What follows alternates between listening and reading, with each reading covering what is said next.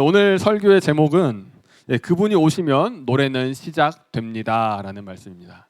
그분이 오시면 노래는 시작됩니다. 자, 오늘 본문인 사사기 5장은요 사사 드보라, 그러니까 당시의 재판관입니다. 사사 드보라와 이스라엘의 군 지휘관인 바락이 함께 부른 노래입니다.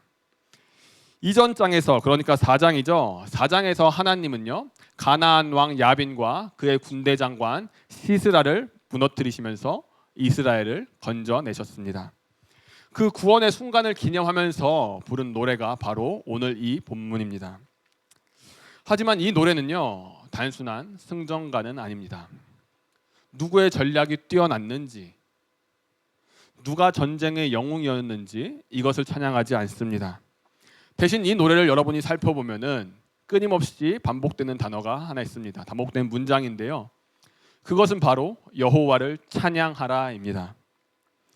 즉 여호와를 찬양하라, 이것이 이 본문의 핵심입니다. 드보라도 바락도 자신들을 높이지 않습니다.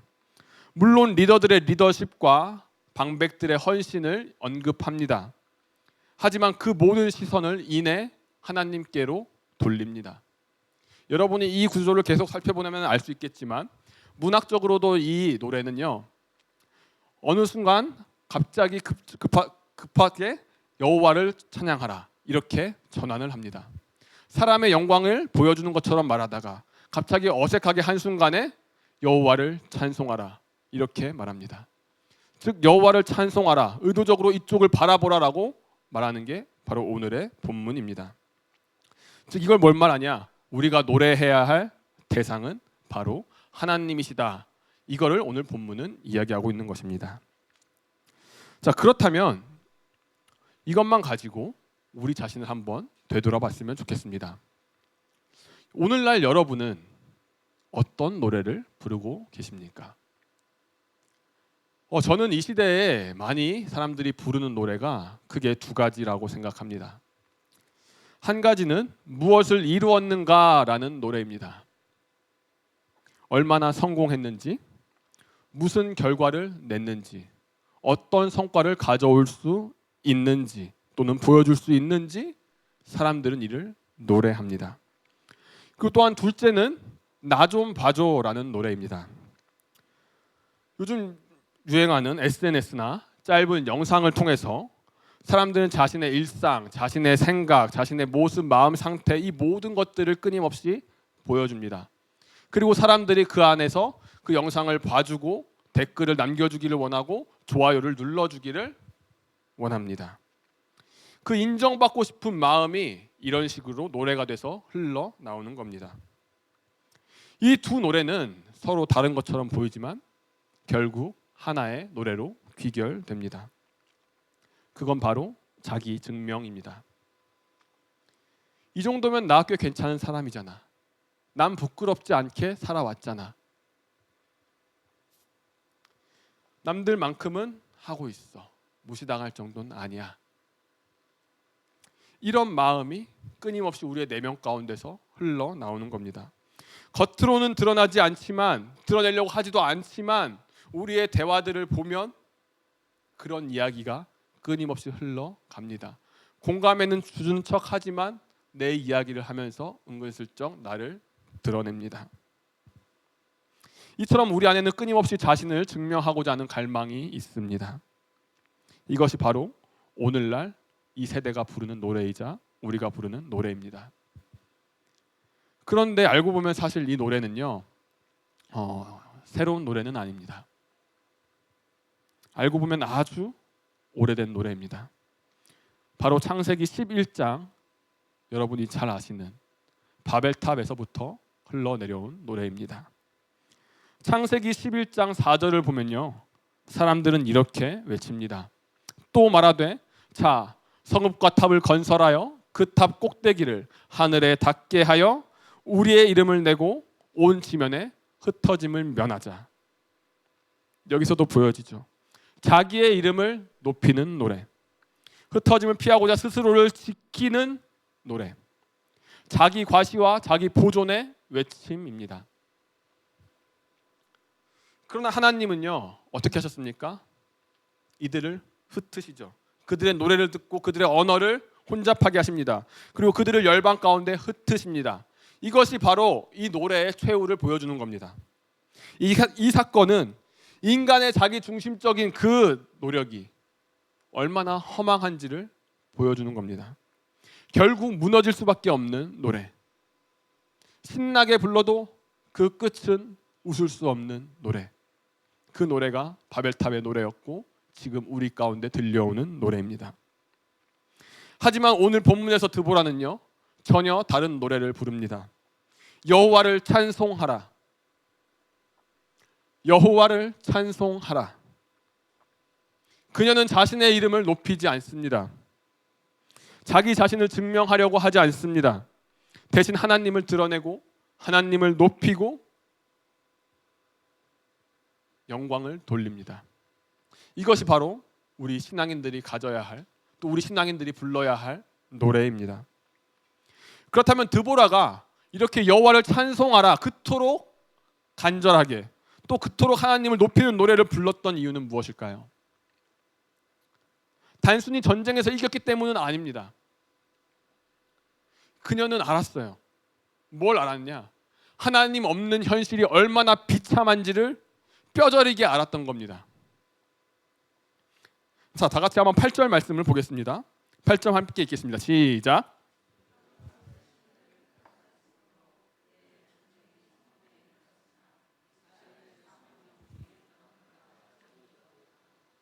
예, 이게 비참한 현실을 보여주는 겁니다. 이 구절은요, 위기의 시작이 어디로부터 시작되었는지를 지금 보여줍니다. 새 신들을 택했기 때문에 위기가 찾아온 겁니다. 여기서 중요한 건요, 택했다라는 거예요. 그들이 택했다라는 건 뭡니까? 둘 중에서 내가 원하는 것을 스스로 결정해서 붙잡았다는 거죠. 그러니까 하나님 백성이 하나님 대신의 우상을 의도적으로 잡은 겁니다. 실수가 아니라요. 하나님만을 섬겨야 되는 것을 알면서도 스스로 다른 신들을 택했습니다. 왜 그랬을까요? 답은 당연합니다. 간단해요. 더 편하고 더 좋아 보이고 더 매력적이기 때문에. 그것이 지금 당장 나에게 무언가를 채워줄 수 있겠다고 여기기 때문입니다. 그래서 이 사람들은요, 이 우상을 잡을 때 이런 생각을 했을 겁니다.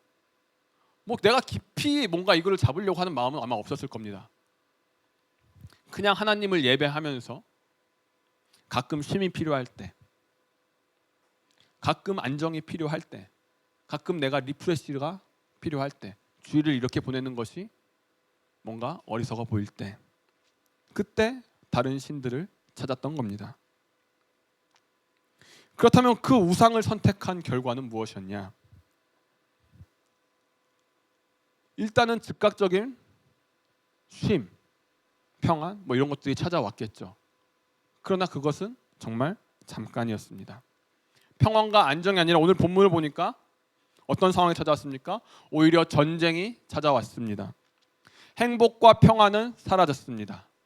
지속될 줄 알았는데 그렇지 않았던 거죠. 서서히 균열이 가고 있었던 겁니다.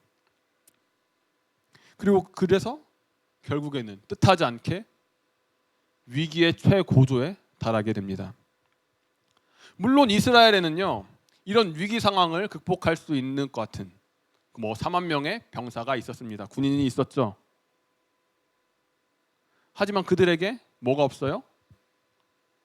맨 마지막 절에 이렇게 돼 있죠. 이스라엘의 4만 명 중에 방패와 창이 보였던가. 4만 명이 있었지만 아무런 무기가 없었다는 겁니다. 단지 군사적 장비가 없었다는 게 아닙니다. 영적으로 무장 해제된 상태라는 것을 보여주는 겁니다. 이처럼 하나님을 버린 백성은요, 스스로를 지킬 힘이 없습니다. 결국 무기 없이 전쟁터에 홀로 서게 되어 있습니다. 이것이 바로 진짜 위기의 본질입니다. 위기의 시작은요, 군사력 약화가 아닙니다. 그러니까 뭐가 없어서가 아니라고요. 하나님을 버린 것이 위기의 시작입니다. 신앙이 무너지니까 모든 것이 무너지기 시작합니다. 여기서 보니까 신앙이 무너지니까 나라가 무너지잖아요. 4만 명의 병사가 있어도 무기가 없습니다. 이게 뭘 말해줘요? 하나님 없이 선 힘은 결정적인 순간에 아무런 역할도 못한다는 겁니다. 결정적인 순간에 나를 도와줄 수 없다라는 겁니다. 아무리 좋은 조건과 능력을 갖추고 있어도 하나님과의 관계가 무너진 상태에서는 위기 앞에 무너질 수밖에 없는 겁니다. 위기가 찾아오면 내 직함이 뭐가 중요하고 내 돈이 뭐가 중요합니까? 내가 즐겼던 오락이 뭐가 중요합니까? 그것들은 그 순간 나를 건져줄 수 없는 거죠. 마치 거품처럼 사라지는 힘입니다. 그렇게 이 구절은요, 단지 이스라엘의 과거 이야기가 아닙니다. 모든 시대에 하나님의 백성에게 주는 경고이자 거울입니다. 우리의 진짜 위기는 다시 한번 기억하시기 바랍니다. 외적인 조건에 있지 않습니다. 우리의 진짜 위기는 하나님을 잃어버린 신앙에서 비롯됩니다. 이어서 6절과 7절은요, 신앙이 무너진 현실, 그 비참한 현실이 또 그들의 삶이 얼마나 무질서하게 변했는지를 보여줍니다. 자, 말씀 함께 읽어보겠습니다. 시작. 대로가 비었고, 7절입니다.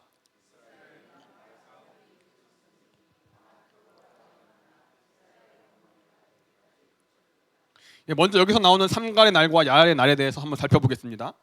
삼갈은요, 사사기 3장 31절에 잠깐 한 줄로 언급되는 사사입니다. 그는 블레셋 사람들 600명을 소모는 막대기로 되게 어이없게 죽였습니다. 소모는 막대기로 600명을 죽였습니다. 놀랍죠? 그런데 그러고 끝입니다. 그 시대가 길었다는 내용이 없어요. 그 시대가 평온했다는 내용이 없습니다.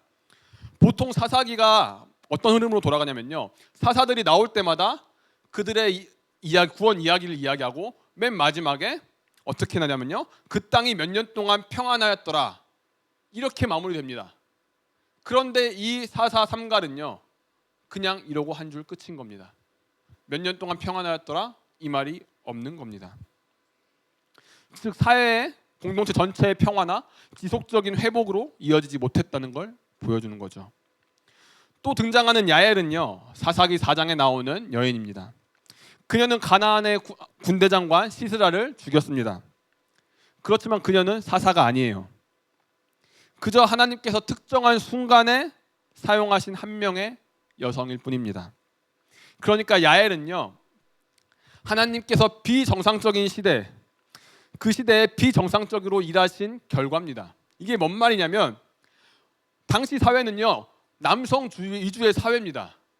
그들이 전쟁에서 나가서 싸우고 그들이 적장을 죽이고 그들이 하는 것입니다. 그런데 야엘은 여인이에요. 그것도 이방 여인처럼 보입니다. 그런데 이 여인의 손에 의해서 가나안 왕 군대 장관인 그 시스라가 죽습니다. 이게 뭘 말하냐면 이스라엘 상황이 그렇게 무너졌다는 거예요. 그만큼 장군감이 없다라는 거예요. 그만큼 리더가 없다라는 거예요. 아무도 없으니까 하나님이 이 여인 들어다 쓰시는 겁니다. 드보라도 마찬가지예요. 아무도 순종하지 않으니까, 아무도 그 길을 가려고 하지 않으니까 하나님이 이 여인 들어다 쓰는 거예요. 이처럼 당시는요, 간헐적인 구원이 있었지만 사회 전체는 여전히 무너져 있는, 그 회복은 이루어지지 않은 상태였습니다. 그래서 본문이 얘기하죠. 대로가 비었고 사람들은 오솔길로 다녔다고요. 왜 사람들이 대로를 두고 오솔길로만 다녔을까요? 이유는 간단합니다. 두려웠기 때문이죠. 말씀을 보면 이렇게 나옵니다. 이스라엘에는 마을 사람들이 그쳤으니, 마을 사람들이 이스라엘에 그쳤다고 합니다. 여기서 마을이라는 단어가 히브리어로 페라조님인데요, 이건 중요한 건 아니고, 이게 어떤 의미냐면요, 그냥 마을이 아니라 성벽 없는 마을, 즉 외부의 위협으로부터 무방비된 상태, 노출된 상태,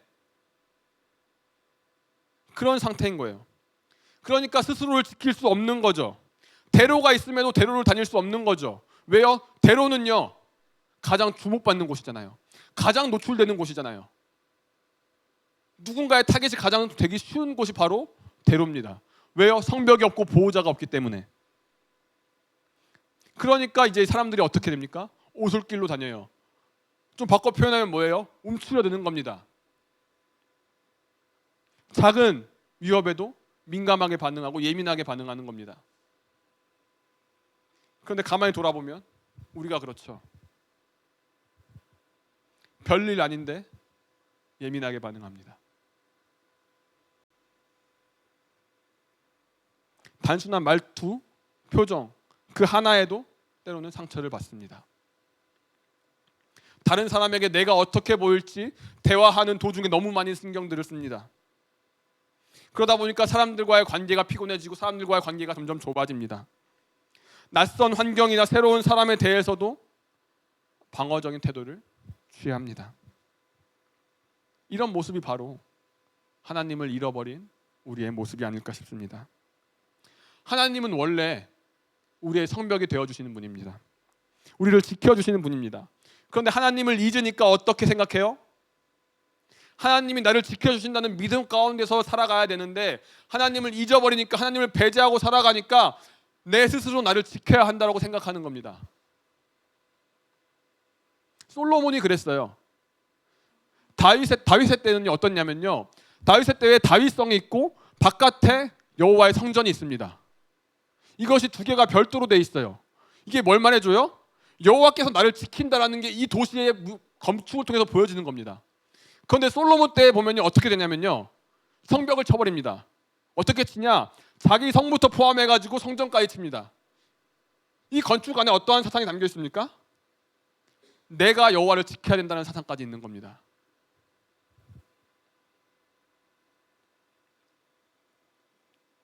즉 하나님이 나를 지켜주시는 분이라는 걸 믿지 못하는 거죠. 그러니까 스스로 지키려고 긴장을 하는 겁니다. 작은 자극에도 민감하게 반응하고 타인과의 거리도 멀어집니다. 그래서 사람들이 오늘날 이런 얘기들을 많이 합니다. 방어기제 좀 내려놔. 그런 책도 있습니다. 두려워하지 말고 마음의 문을 열어라. 먼저 용기를 내서 다가가라. 틀린 말인가요? 틀린 말은 아니죠.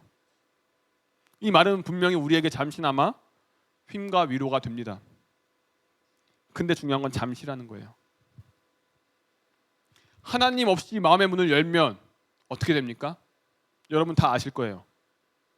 다른 사람에게 마음의 문 열었어요. 어떻게 됩니까? 관계가 잘 됩니까? 아니요. 또 가까워지다 보면은 상처받고 또 이제는 이전보다 더 움츠려들고 나랑 맞는 사람을 점점 더 찾기 시작하고, 너 MBTI 뭐야? 나는 INTP인데 너는 ENTP야? 나랑 세계가 맞네? 왜?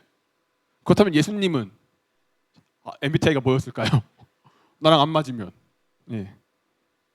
다시 돌아가세요. 예, 이렇게 되는 거죠.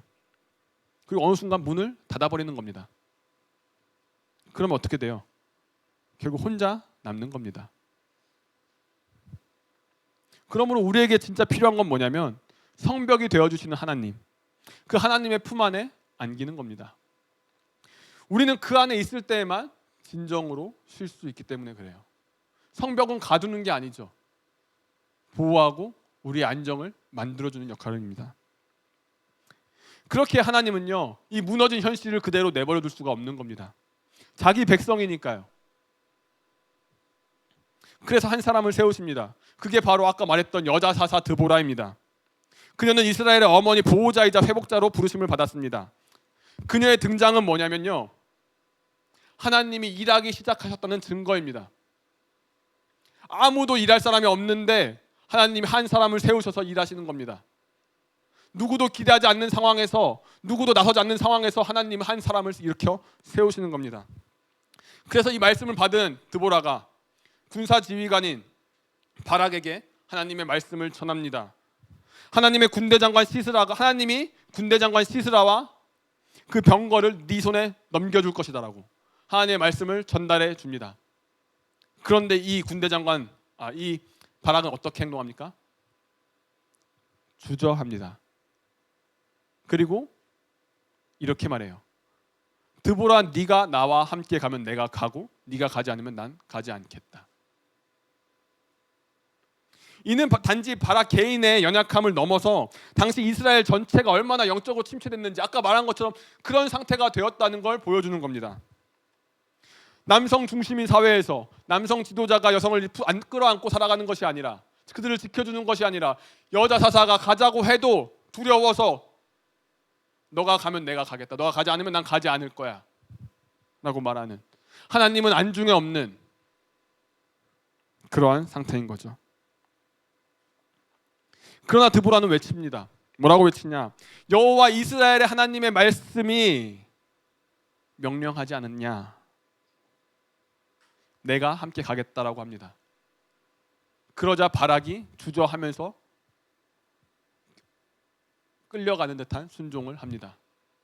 이렇게 한 사람이 또 끌려 들어가니까 그 밑에 있던 지도자들, 방백들이 헌신을 합니다.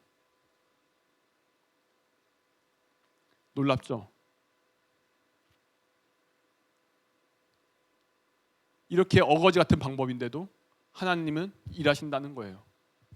하나님이 그 도화선을 연결시켜서 하나님의 회복이 이루어지도록 그 시작점의 신호탄을 쏘신다는 거예요.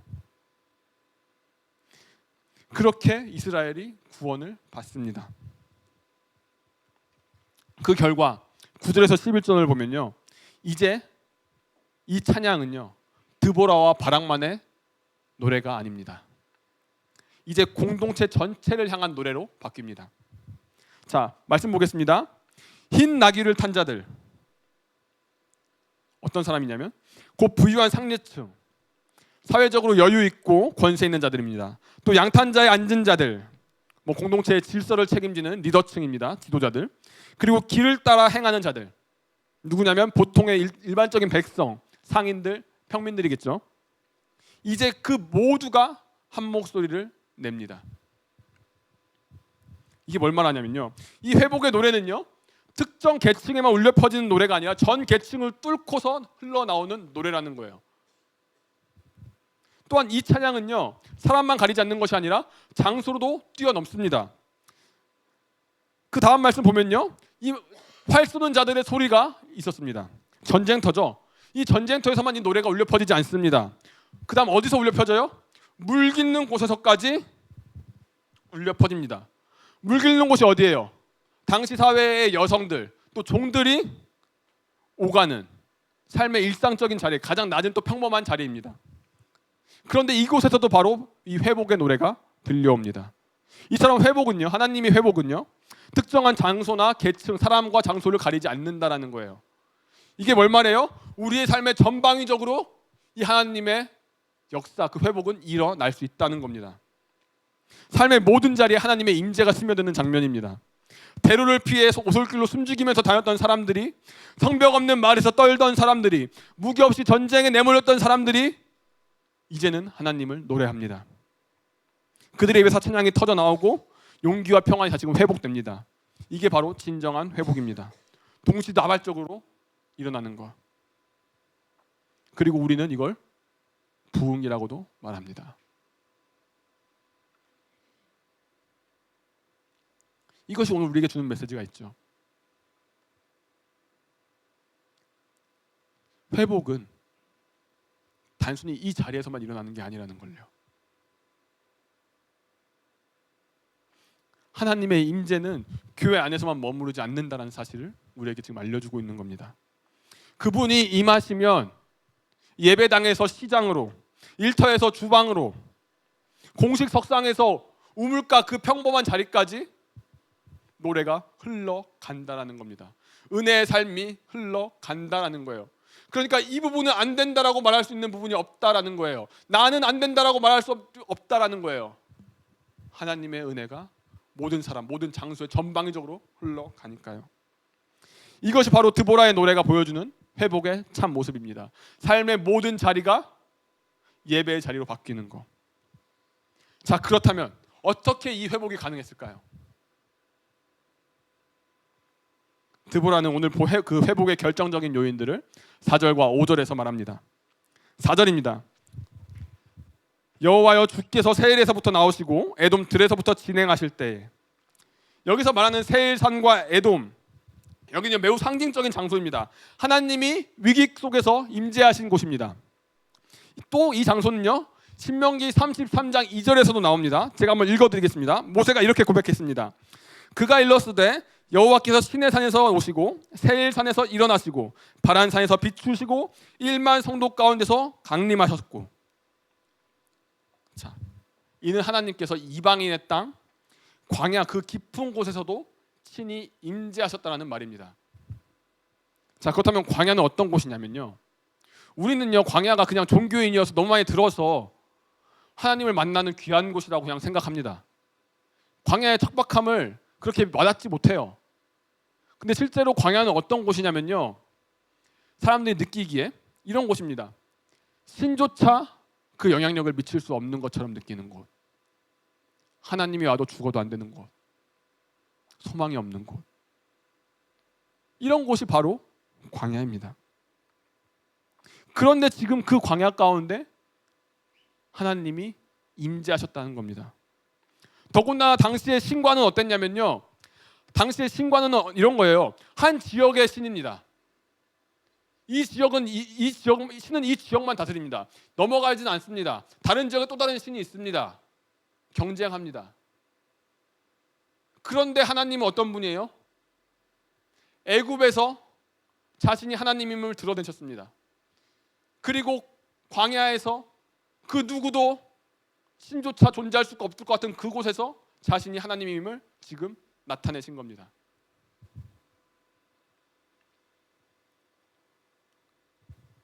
이처럼 하나님은요 이스라엘과 함께 하시고 보호하시고 지키셨습니다.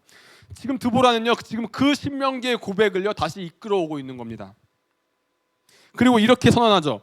그때 우리 가운데 임재하셨던 그 하나님이 지금 사사기 이 위기 가운데도 찾아오셨다. 다시 오셨다. 광야 한가운데서 가장 힘든 그 자리에서 임하셨던 그 하나님이, 그 회복을 명하셨던, 그래서 회복을 일으키시고 우리를 가나안 땅으로 인도하셨던 그 하나님이 지금 임하셨다. 이 말은 뭔 말이에요? 역전의 여지가 있다는 겁니다. 이처럼 하나님은요, 오늘 본문이 말하죠. 하나님은 하나님의 백성을 향해 어느 시대에 살든, 그 백성이 어느 시대에 살든 어디에 있든 다시 찾아오시는 분이라는 걸 지금 이 본문은 이야기해 주는 겁니다. 그러니까 이걸 우리까지 적용하면요, 드보라는 지금 출애굽 때의 세일산에서 임하신 그 하나님이 드보라 시대에도 또 그리고 지금 우리 이 시대에도 다시 찾아오셨다는 거예요. 그렇다면 드보라가 노래한 다시 오신 하나님, 다시 임재하신 하나님 누구입니까? 그분은 단지 사사기만 머무르는 분이 아니죠. 이스라엘 역사 가운데서 끊임없이 자신이 어떤 분인지 드러내셨습니다. 그리고 선지자들을 통해서 내가 다시 올 것이야 라고 예언했습니다. 그중 한 사람이 바로 이사야예요. 그래서 이사야서 63장 1절은 이렇게 외쳐요. 에돔에서 오는 이 누구며, 아까 그 장소죠. 에돔 들. 붉은 옷을 입고 보스라에서 오는 이 누구냐? 그는 구원의 능력을 가졌습니다. 이렇게 얘기해요. 바로 누굽니까? 예수 그리스도입니다. 예수 그리스도 안에서 이 모든 것이 성취된 겁니다. 예수님은 성벽 없는 마을처럼 죄의 위협 속에 무방비로 노출된 우리에게 찾아오셨죠. 그때 우리는 어땠어요? 지금 그때 우리가 예수님 만나기 전에 어떻습니까? 잔뜩 움츠러들고 있고 죄 앞에서 무기력한 우리였죠. 그런데 그런 우리를 위해서 예수님이 어떤 행위를 하시냐? 너무나도 놀라운 행위를 하십니다. 예수님은요 예루살렘 성벽 밖으로 나가십니다. 그래서 성경적 표현을 빌리면 영문 밖으로 나가셨다고 해요. 아까 이스라엘은 어땠습니까? 하나님을 떠나서 무방비 상태가 되었어요. 성벽이 없는 상태가 되었어요. 그런데 예수님은 어때요? 우리를 위해서 의도적으로 무방비인 그 성벽 밖으로, 영문 밖으로 나가십니다. 그리고 그 성문 밖, 사람들에게 외면당한 곳, 흰놈의 골짜기라고도 불리는, 죽음의 계곡이라고 불리는 그곳, 죄와 수치가 쏟아지는 그 자리, 사람들에게 외면당한 곳, 그 자리에 예수님이 대신 서십니다. 그래서 히브리서 13장 12절은 이렇게 말합니다. 그러므로 예수도 자기 피로써 백성을 거룩하게 하려고 성문 밖에서 고난을 받으셨느니라. 십자가 사건이죠. 예수님은 우리가 하나님을 버림으로써 홀로 있게 된 것과 달리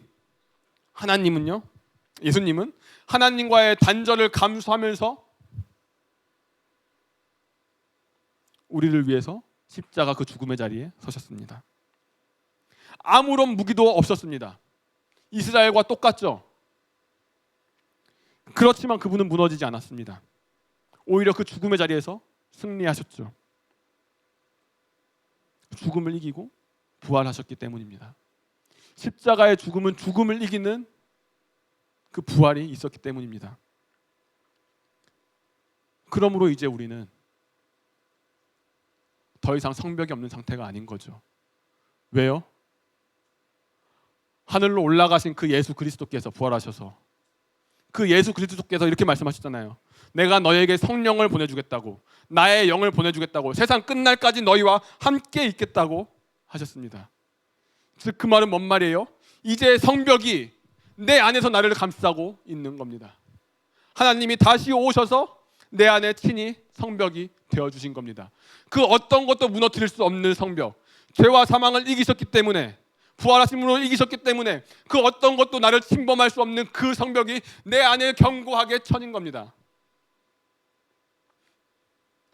그렇게 우리는요, 드보라보다 더 큰 노래를 부를 수 있는 겁니다.